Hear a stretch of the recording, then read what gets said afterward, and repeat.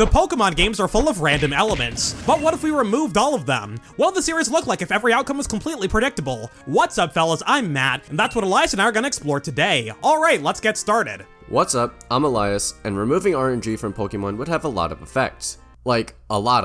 As moves get stronger, they tend to have more drawbacks. Fire Punch is significantly weaker than Flare Blitz, for example, but to compensate, Flare Blitz does recoil damage to the user. But accuracy is a more common balancing mechanism. Strong moves tend to be less accurate than weak ones. Let's say I wanted to teach a special electric move to an Ampharos. My options include the 90 base power Thunderbolt and the 110 power Thunder. Great move names, by the way, A+, no notes. Thunder is stronger and has a higher chance to paralyze, but in exchange, it's only 70% accurate, compared to Thunderbolt's 100. But whether a move hits or not is decided by RNG, so Thunder would be perfectly accurate in this hypothetical as well. Moves like Thunder, Fire Blast, Blizzard, and Hydro Pump would have to have different drawbacks, or maybe they just not exist at all. With no RNG to make moves less accurate, there are some moves that would be straight up heinous. Head Smash is the strongest Rock-type move in the game. It's 150 power, but in exchange, it deals half the damage dealt back to the user in recoil. In the actual games, Head Smash is 80% accurate, further compensating for the high base power. But if there were no RNG, this move would be incredible for Pokemon with Rock Head. This ability cancels out recoil damage entirely, so if Rock Smash never missed— Head Smash.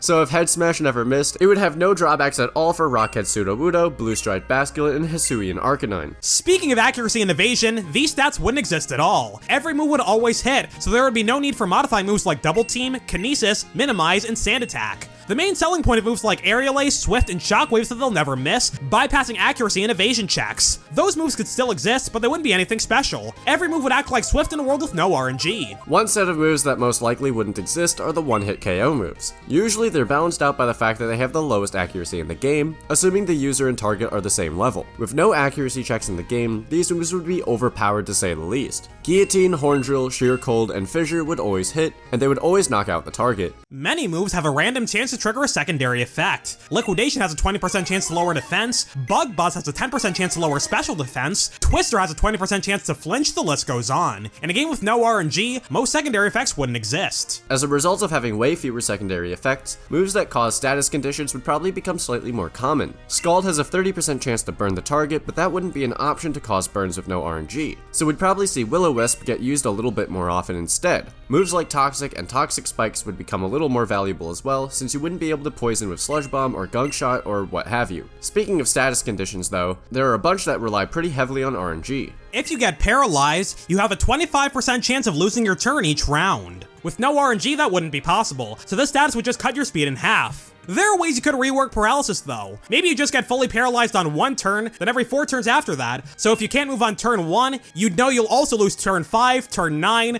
turn 101, and so on and so on. Who knows? Sleep and Freeze immobilize you for a random amount of turns, so they would work completely differently with no RNG. Sleep has been reworked about 1 billion times over the years, but in modern games it lasts a random number of turns between 1 and 3. I don't think we needed 2 overs there, but okay. I guess it checks out. Yeah.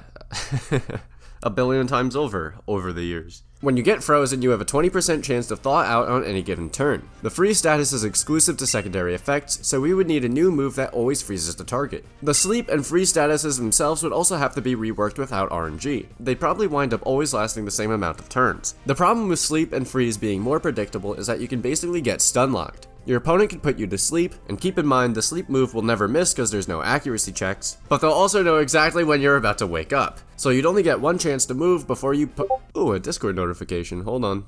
So you'd only get 1 chance to move before you get put right back to sleep. So you know what, scratch all that. We'd probably be better off removing sleep and freeze from the game entirely. Some volatile statuses would probably be removed as well. Confusion lasts 2 to 4 turns at random, and you have a 1 in 3 chance of hitting yourself and losing your turn. If a Pokemon is infatuated from the move Attract or the ability Cute Charm, they have a 50% chance to be immobilized each turn. It's actually 100% when it's used on me, and 0% when I use it on an opponent. Your Pokemon are thirsty, man. I don't know what to tell you.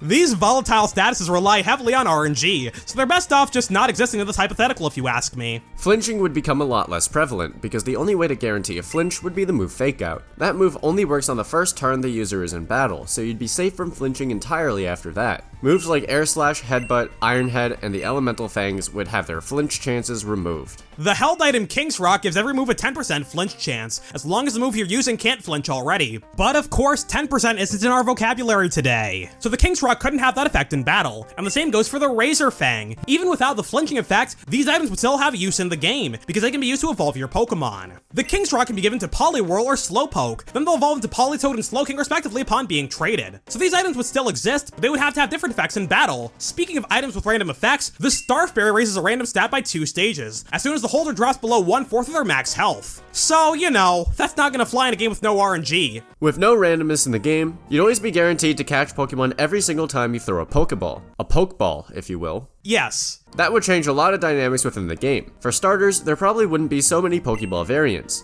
Pokeball variants.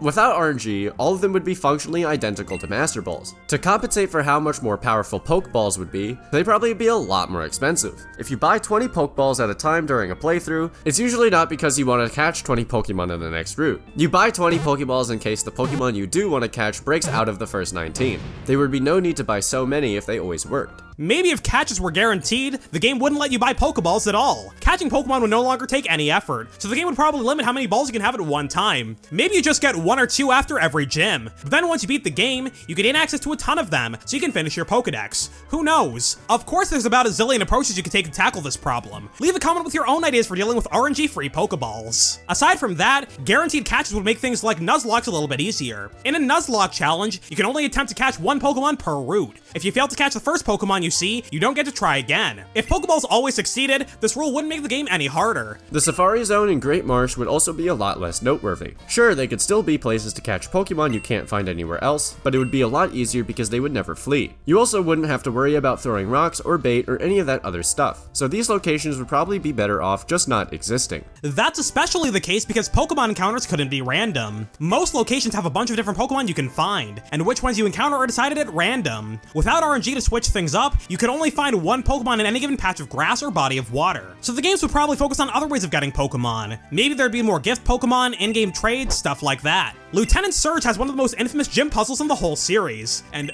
oh boy, this gym is a doozy. And I didn't realize how much of a doozy till I started researching for this video. In every game that features this gym, aside from Gold, Silver, and Crystal, you're presented with 15 trash cans. There are switches inside 2 of them, and you have to find them both to disable the barrier and fight Surge. If you find the first switch but guess wrong for the second one, the puzzle resets and re-randomizes, and you have to find the first switch again. The second switch is always adjacent to the first. Except no, it's not. In Generation 1, this puzzle is glitched. In Red and Blue, the second switch might be next to the first one, but it has a 50% chance of being in the top left corner.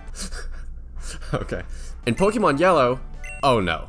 Well, to cut a long story short, there are usually 2 cans that contain this second switch, but sometimes it'll just be the top left can again, sometimes it'll be almost completely random, and sometimes there'll be no second switch at all. Fortunately, these glitches were fixed in Fire Red and Leaf Green, and the puzzle works as intended in all future games featuring Kanto. If there were no RNG in this game, this puzzle wouldn't exist, and thank God for that. It's not a difficult puzzle by any means, just an annoying one. Finding the first switch is purely guess and check, so it can take a while to get it right. The first switch deactivating if you don't find the second one is pretty frustrating as well, because you have to start the process all over again. Heck, some mods out there deactivate this puzzle entirely, allowing solo runners to skip straight to the gym leader. In Let's Go Pikachu and Eevee, this puzzle isn't random. The answer is always the same, and you can turn the switches on in either order. So maybe it would work like that, or we'd get a different puzzle entirely. For more videos like this, subscribe to MEPlaysGames, and consider becoming a channel member. A couple of moves do random damage, so they probably wouldn't exist either. Present can be 40, 80, or 120 power at random, but it also has a 20% chance to heal the target. The move is also completely glitched in Gold and Silver, but we've already talked about that glitch on this channel, so we'll skip over the exact details for today. We're skipping over the exact details because I don't want Elias dying of laughter today.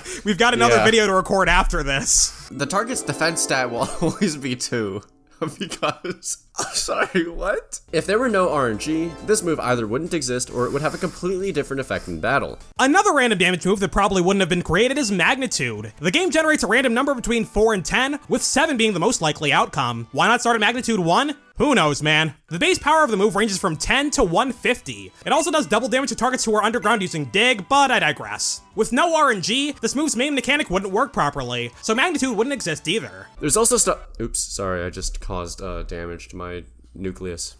What? There's also stuff like Psy-Wave, which deals a random amount of damage between 1 and 1.5 times the user's level. Fickle Beam is Hydrapple's signature move, and it also has a random damage element. The move is normally 80 power, making it a slightly weaker version of Dragon Pulse. But 30% of the time, all 3 heads will go all out, and the move's power will be doubled to 160. The damage doubling mechanic wouldn't exist without RNG, but then Fickle Beam would just be a worse version of Dragon Pulse. Most DLC Pokemon have some sort of signature move, so Fickle Beam would probably get a different effect, instead of not being created in the first place. The amount of damage moves deal would also be completely predictable in general. First off, there would be no critical hits, which is a topic Matt and I made a whole video about. There would also be no damage rolls in the game. Whenever a Pokemon uses a move, there's only a 1 in 16 chance that the move does the full amount of damage. At the end of the damage calculation, the game applies a random multiplier between 0.85 and 1. Competitive players will often run damage calculations, and they might say a move has a 50% chance to 1-hit KO, or a 97.6% chance to 3-hit KO, stuff like that. If there were no RNG, these damage rolls wouldn't exist. Moves would either always knock you out or never knock you out. There would be no in between. The same way damage would be more uniform across the board, so would Pokemon's stats.